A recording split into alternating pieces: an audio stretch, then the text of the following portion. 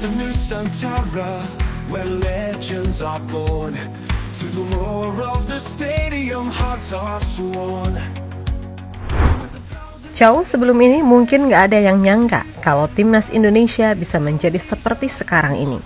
Yap, tentu masih teringat jelas ketika Indonesia selalu dianggap tim hore atau bahkan lumbung gol ketika tampil di level Asia. Akan tetapi untuk saat ini jelas situasinya berubah, di mana tim Garuda mampu tumbuh jadi tim yang nggak bisa lagi disepelekan. Nah, berbicara soal peluang tim Garuda di round 3 ini, kecuali Jepang, secara matematis kita masih punya peluang yang sama dengan tim lainnya yang dianggap lebih berpengalaman. Akan tetapi melihat komposisi Garuda Calling yang baru aja diumumkan, membuat banyak pihak merasa kalau Indonesia beneran dianggap memiliki kekuatan yang berbeda. Bahkan media seperti ESPN sebelum ini juga pernah menyebut jika Indonesia sangat berbeda dari yang sebelumnya. Meskipun begitu, nggak sedikit juga yang merasa kalau masih ada banyak kejutan lainnya dari tim Indonesia. Bersamaan dengan masuknya tim pelatih baru, pemain baru, penasihat teknis, hingga nantinya Dirtek baru, membuat Indonesia seolah seperti sedang memakai topeng untuk menyembunyikan jati diri mereka.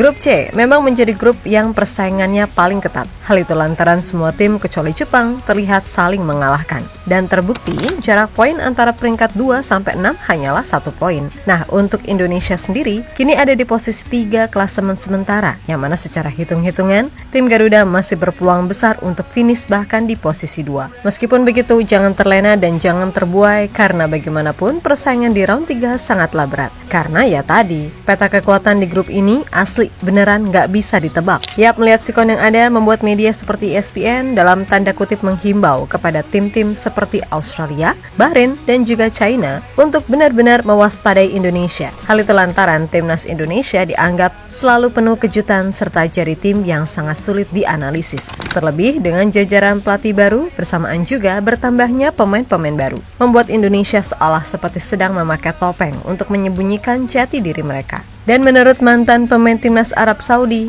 Sultan Al Saud, timnas Indonesia sungguh mencari tim yang sangat tidak bisa diprediksi kekuatannya. Di mana dalam pemanggilan pemain kali ini, ada lagi pemain baru dari Eropa dalam diri Ole Rummenigge. Nggak cuman itu, tim ini nantinya juga akan bertambah kuat usai Dean James, Emil Audero, dan Joey Pelupesi resmi disumpah menjadi WNI. Tak ada keraguan, pertandingan melawan Indonesia di kualifikasi mungkin di atas kertas mudah, tetapi di lapangan kejutan mungkin terjadi, ujar Sultan Al Saud dikutip dari media Arab Saudi Win-Win.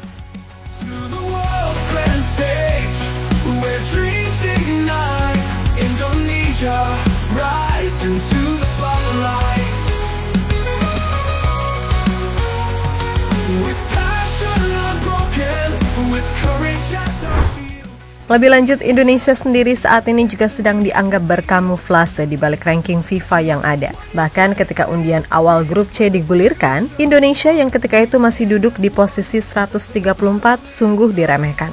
Namun sekarang ini semuanya sungguh nggak seperti apa yang dibayangkan. Karena gimana bisa, timnas yang ranking FIFA-nya 3 digit tapi punya market value gila-gilaan, yang mana angka itu jauh di atas Bahrain dan China, yang masing-masing memiliki market value cuma sekitar kurang lebih 158 miliar. Bayangin, sebelum gabungnya Trio Enjoy, market value Indonesia ada di posisi 8 Asia dengan 547 miliar rupiah.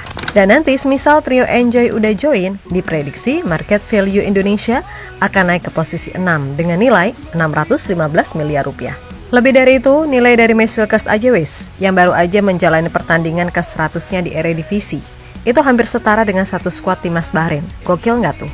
Lalu bayangin aja, tim yang bahkan nggak pernah menang Piala AFF, sekarang punya pemain-pemain yang berkarir di Serie A, Eredivisie, Jupiler Pro League, Championship, MLS, dan musim depan ada yang di Bundesliga. Serta punya pemain yang pernah main di level Liga Champions, Europa League, ataupun Conference League. Kemudian timnas Indonesia sekarang juga diisi jajaran pelatih yang statusnya legenda besar.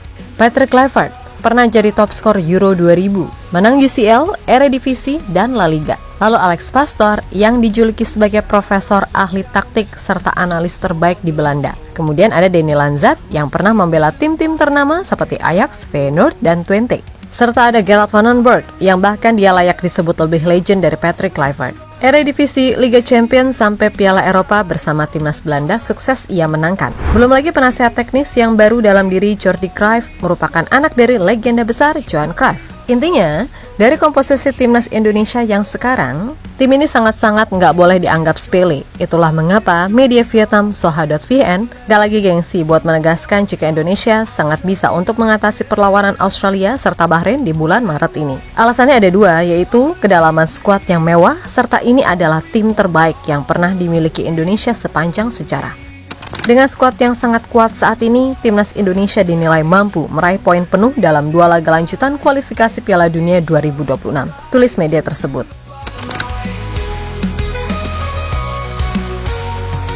With passion unbroken, with courage as our shield, Indonesia, your destiny is revealed.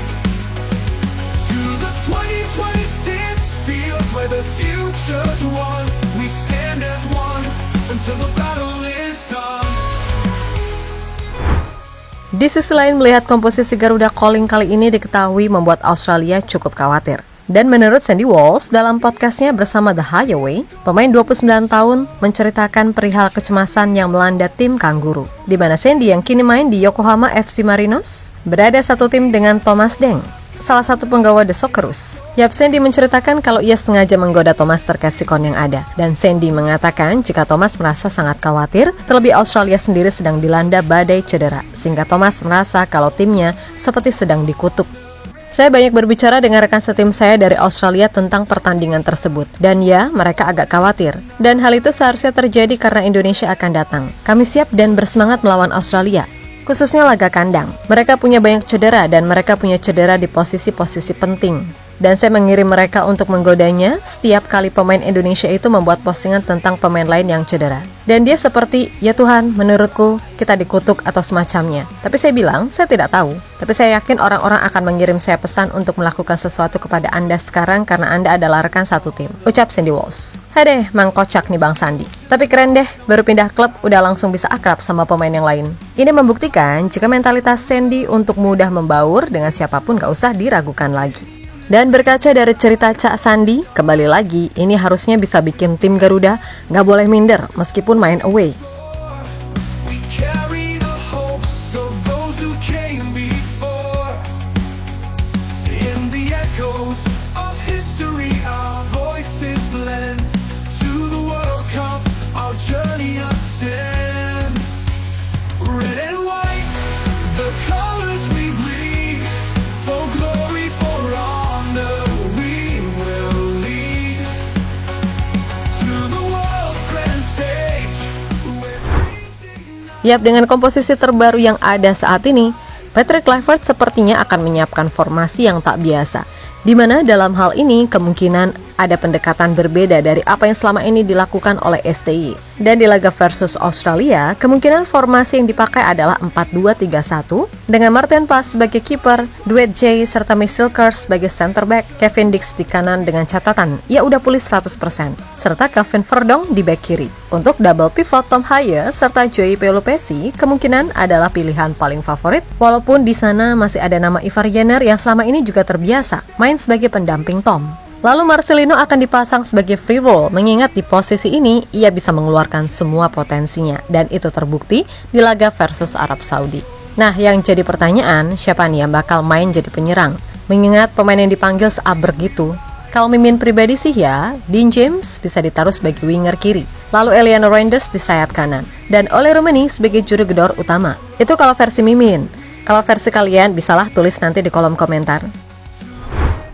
Yap, terlepas dari apapun, pokoknya buat sekarang ini, Indonesia benar-benar harus mempersiapkan diri sebaik mungkin karena segalanya masih bisa terjadi. Namun suka nggak suka, kita semua harus mengakui kalau timnas Indonesia yang sekarang ini memang ambisius dengan impiannya. Namun perlu dicatat, ambisius yang dimaksud di sini bukan ambisius yang menghalalkan segala cara loh ya. Seperti misalnya main trik guling-guling ala-ala tim Teng Mania. Dan melihat segala gebrakan yang ada, tampaknya PSSI beneran bukan lagi mengincar posisi 3 atau 4, melainkan posisi runner-up, yang mana itu artinya sebuah tiket untuk langsung lolos ke panggung impian. Ya mungkin di awal kita memang banyak diremehkan, tapi terbukti kita nggak akan pernah mau untuk membiarkan segala anggapan remeh itu jadi kenyataan. Karena apa? Ya karena Garuda itu tidak terlahir untuk berjalan, melainkan diciptakan untuk terbang, kan gitu. So, tetap semangat dan sukses selalu. Semoga selalu dimudahkan dalam misi meraih mimpi di tengah gonjang-ganjing negeri ini akibat ulah para pejabat yang bahkan tak takut dengan yang namanya azab ilahi. Oke, kita Garuda. Our journey ascends. Red and white, the colors we bleed. For glory, for honor, we will lead. To the world's grand stage, where dreams ignite. Indonesia.